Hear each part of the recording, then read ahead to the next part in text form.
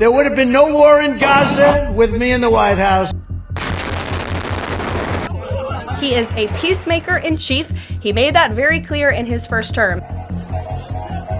We're going to get this thing wrapped up, and we're going to get it done. Donald Trump likes to talk big, predicting that he can bring peace to the Middle East. Create a more peaceful and prosperous future for the entire region. And there have been some low-level wins for US diplomacy, but when it comes to Gaza, the suffering there has worsened since Israel intensified its operations starting in May. On the ground, Israeli forces are continuing their offensive in central Gaza. And when America joined in Israel's bombing of Iran, it allowed Trump to say he'd brought the 12-day war to a halt, but left many wondering whether he was trying to rein in Israel or use them to police the region. So I'm going to show you why it's harder now for a US president to bring peace to the Middle East than it was 30 or 40 years ago, how Trump implicitly recognizes that by appealing to the commercial self-interest of Saudi Arabia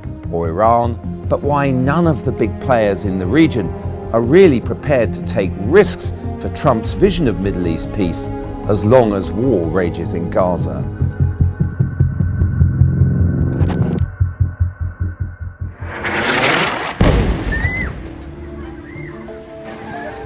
Israeli warplanes are now bombing the Gaza Strip, where more than 400 Palestinians are said to have been killed. The Israeli military has called up more than 300,000 reservists. It is one of the largest mobilization efforts in this country's history. When Hamas launched its October the 7th massacre, it was trying to derail wider Middle East diplomacy with Saudi Arabia and bring about a rising in favor of the Palestinian cause across the Middle East.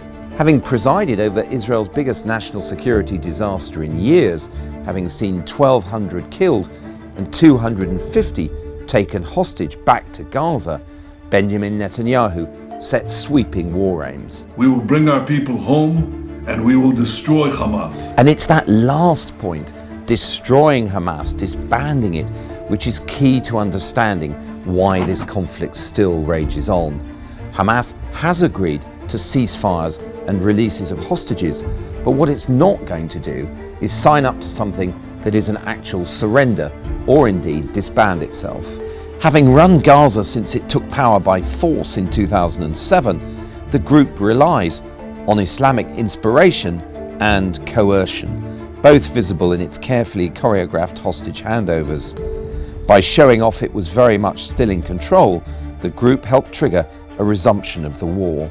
Having launched a full-scale reoccupation of Gaza in May, thus triggering great suffering among the Palestinian population, and with UN agencies refusing to cooperate with the Israeli military, they now own the hunger and desperation that have ensued. Hamas says it's willing to release the hostages and end the war, but it won't disband itself. And indeed, its leaders have promised to repeat the slaughter of the 7th of October. And that's the core of this now. Hamas will not surrender, and Israel will not leave them in power. There's no room for compromise. This is the stalemate Trump has inherited. So far, he hasn't broken it, and arguably, he's made it worse by talking about the possible removal of the Palestinian population, an idea cherished by Israel's far right. The Riviera of the Middle East, this could be so magnificent. Israel has resorted to overwhelming military pressure. Entire neighborhoods in Gaza have been flattened, infrastructure destroyed, and tens of thousands of civilians killed. It's a strategy aimed at collapse to force Hamas to break. Having been neutralized militarily, Hamas has fallen back on information warfare, denouncing Israel's campaign as genocide and deflecting from its own role in triggering the whole ghastly business and in its use of coercion to maintain power. In the weeks after October the 7th, Hamas did draw some support in places like Lebanon, Yemen and Syria, all countries where Iran could mobilize its allied militias. Although the wars spread to those other countries, causing some real setbacks for Iran and its allies, Gaza remains central to the question of whether regional harmony can be restored. And so Trumpian grand designs, for example, of a regional alliance with Saudi Arabia have had to be put on hold. They want America to get Israel to stop the Gaza war, but it's not clear that they can do that. So how far do Israeli and American interests in the Middle East coincide? Last September, unable to gain a successful outcome in Gaza and facing political pressure at home, Netanyahu took a decision. He escalated. Unable to force Hamas to concede, and critics would argue, unwilling to end the war for his own political survival, Netanyahu widened the battlefield. Responding to attacks from Iran's axis of resistance, he sought to take them out of the battle.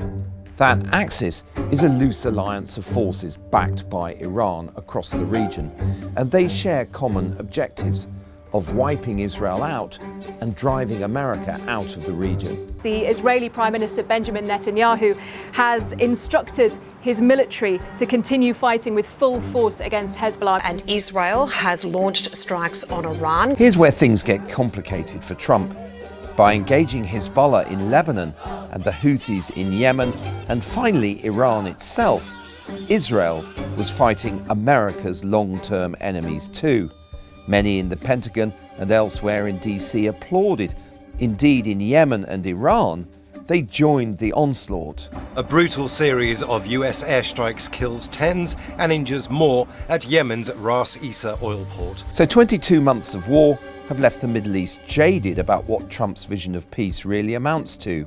If Israel acts as America's subcontractor in some places, but to Trump's annoyance in others, what is anyone meant to make of it? And can US-backed peace deals then be more than just short-term band-aids? In Lebanon, Israeli escalation achieved its aims, and an American brokered calm has resulted. But in Yemen, Trump cut his own deal, leaving them free to keep firing at Israel. As for Syria, Trump would like to bring them out of the cold, but arguably Israel is undermining his vision to Trump's annoyance. And most importantly, in Iran, America joined in the bombing, but the president says that brought the war to a close. So can meaningful diplomacy now take place? For Iran, what's happened militarily just confirms their view that Israel and America are two sides of the same coin. Despite the tumult we've seen over the past year, Trump has retained his vision. He wants to be a Middle East peacemaker.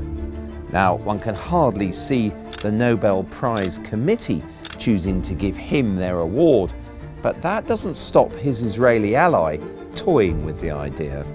I want to present to you, Mr. President, the letter I sent to the Nobel Prize committee. It's nominating you for the Peace Prize, which is well deserved.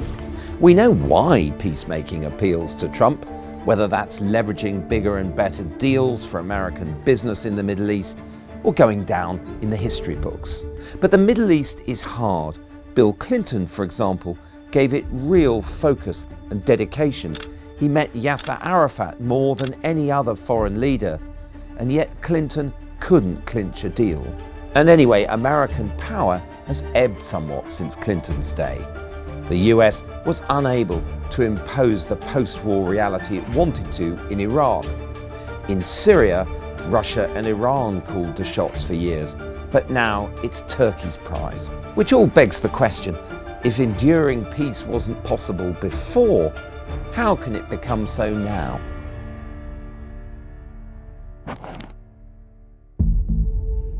A Gaza deal would undoubtedly help to soothe the wider region, and the US does remain engaged diplomatically.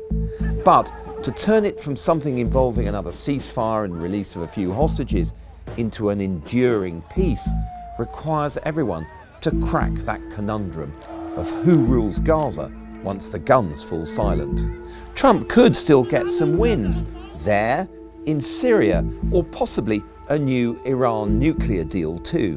But what we've learnt over the last 20 months is that having a president with a limited attention span and running a country that is declining as a power in relative terms is creating a vacuum that's being filled by regional actors from Israel to Turkey and Saudi Arabia. There could still be opportunities for Team Trump to bring peace, but none of this will be easy.